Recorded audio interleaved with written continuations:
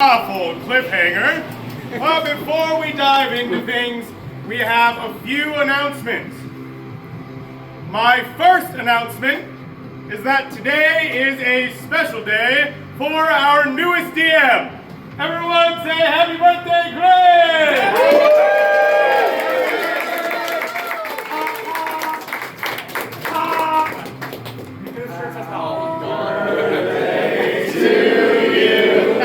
Happy birthday to you. Happy birthday, dear Clarence. Happy birthday to you.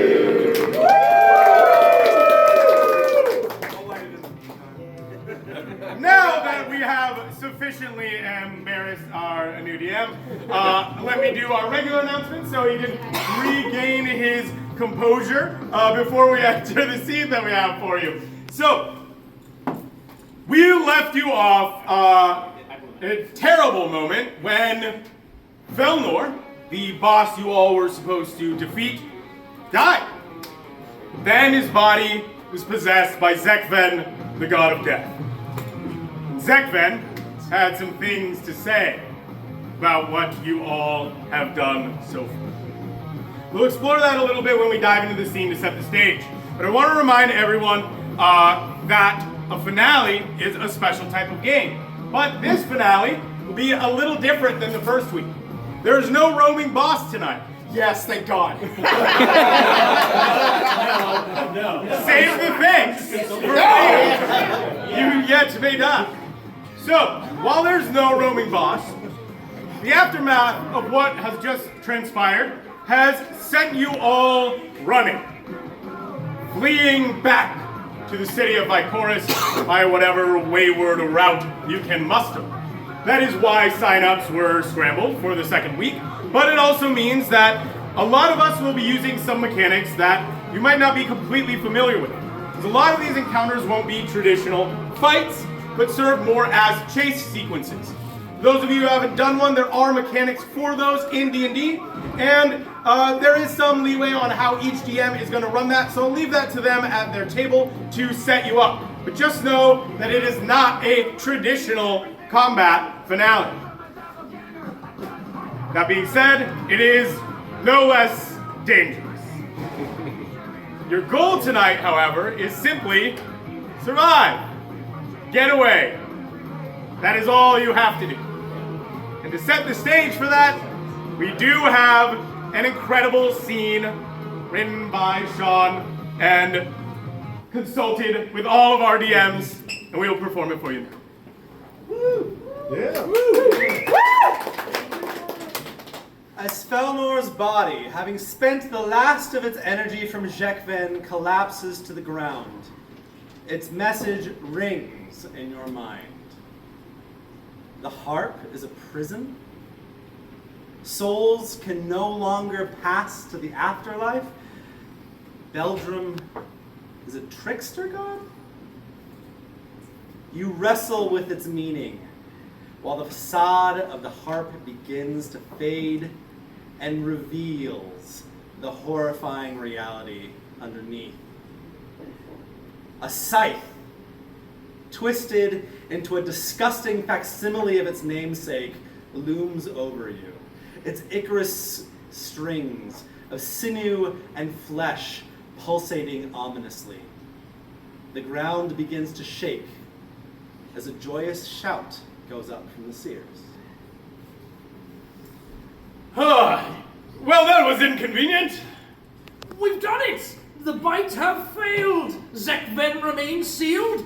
I was almost worried for a moment. All their planning, all their schemes amounted to what? A couple notebooks? That joke of a ritual? I doubt Felnor really has a full grasp of the situation. Speaking of, where did those notebooks get to? I think some of the Auspecs managed to find them. They did ever such a good job, although it's a pity that some of them had to fall. You all did wonderfully. 10 out of 10. No notes. We just need those notebooks now so we can all head home. No? Well, that's a shame. I was just starting to become fond of a few of you. After all, we can't have any loose ends now, can we? Zekven must remain sealed at all costs, and we can't have you throwing a wrench in my plans. The ground lurches and begins to collapse. A large pit forms at the base of the scythe, revealing a honeycombed jumble of halls and caverns below. In that fleeting moment, you see a terrifying menagerie. Bodies of humanoids, some fully formed, others an amalgamation of partially sculpted bodies of flesh and appendages, and twisted of all shapes and sizes, consummating a cacophonous celebration of the chaos of life. All of them bear the same birthmark which you've come to know on each of the seers, the twisting tongues of flame that correspond with the symbol of Beldrum. In an instant, their countless eyes snap into consciousness and lock upon you. You know. Well, after Xerxes, perhaps you won't believe me, but I didn't really want to do this. Killing you all. Many of you have served me well over the past few months, but I can't take any chances, sadly. It's been 1,200 years since I sealed Zekven, and I really like them where they are. I mean, do you know, do you have any idea how hard it is to trick the god of death? They're so placid, unmoving, and honestly, I thought they were onto me. But you know what they say, the thrill of the hunt is in the chase. Oh, it was exquisite. The moment they knew they were caught, truly my finest work. Well, that and keeping the charade going for over a millennium. I would say they would be absolutely furious, but I sometimes wonder if they can feel anything resembling rage. Their peacefulness is so calming sometimes. Which is why, unfortunately, you'll all need to perish. Mortals have this adaptability that can really make keeping a god sealed a right pain. And I want to keep this party going for as long as possible. It's simply too much fun, and, well, you've seen behind the curtain. You know the essence of my trick, and that takes all the enjoyment out of it. These are some of the challenges of being a god, after all. You have to make the hard decisions that no one else wants to. Be a bastion of ethics, or some such nonsense.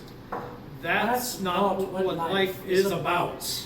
It's joy, it's chaos, it's pain, it's lust, it's hunger, it's movement, it's suffering, it's entropy.